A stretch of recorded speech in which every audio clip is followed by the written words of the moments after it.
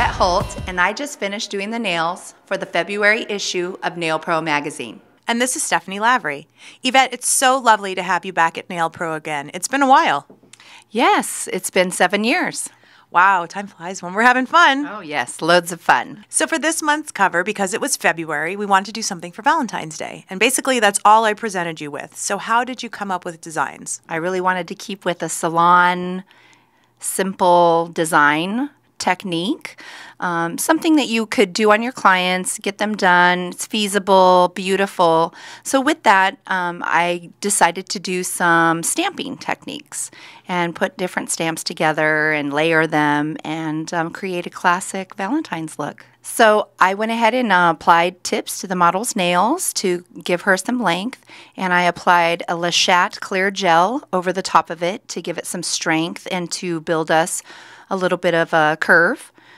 And then applied the gel polish from LeChat, perfect match, in lots of different colors. I love that we did almost every nail a different color. So I love that we decided to do the nails in different colors because it used to be something that was called a 20-something nail. At least that's what we referred to it in our salon.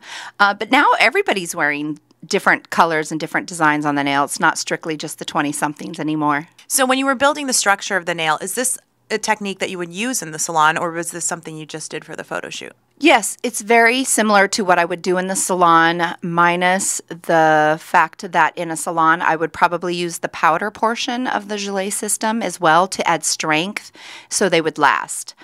The model's nails will definitely last with what I've done to her, but it's definitely going to make it easier to get it off because of having not the strength of the powder to it. But that could be a good technique for a tech who has a client who wants something just for a week or a special occasion. Absolutely. I do that same technique for brides or proms because inevitably they don't necessarily want to keep them longer than their event, or their honeymoon for that matter. So it's just a simple way to give it enough strength to last a week or two and not worry about it popping off. Now, when it comes to the art, stamping is really fun, but it's also a little tricky. Do you have any tips for a great technique? Well, I have found that you definitely need to use polish that is thicker in pigment. A lot of times what I will do is open my bottles up and let them dry out a little bit, evaporate a little bit, so they become thicker. I also find that rolling the stamper works well, very well. And I have found that if I find the great stamper, that works with everybody's nail plates, unless they're not etched well enough. But yeah, there's one particular that I like that's out on the market. Do you have to apply top coat over the gel polish before you start stamping, or do you go straight in? Well, if there's glitter on the nail, which some of them did, I went ahead and put a layer of top gel on there just to make it a smooth surface.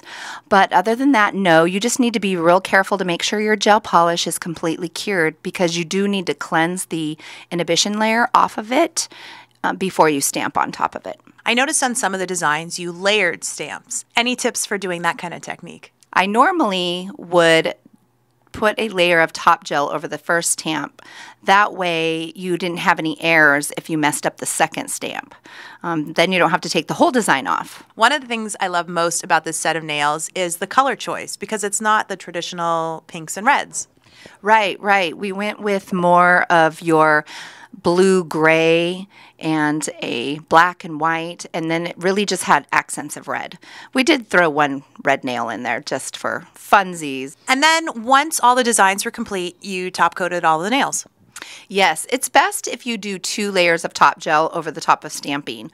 That way, when you go to clean off the excess nail polish that's inevitably gets around the finger, you don't accidentally wipe off part of your design because you didn't get that top gel completely covered. So I just do a second layer just to make sure that it's completely covered. And that's where I would throw in a rhinestone or something of that nature as well, is in that last layer of top gel. Well, thank you so much, Yvette, for coming back and doing these nails for us. I think they're awesome. I love doing salon sets on the cover. We don't do them very often. And so when we do, I'm glad that we have your great talent completing them.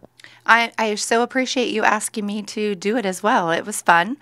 It's a little nerve-wracking, of course, but it's fun, and I had a good time, and it was a challenge. So thank you very much for having me.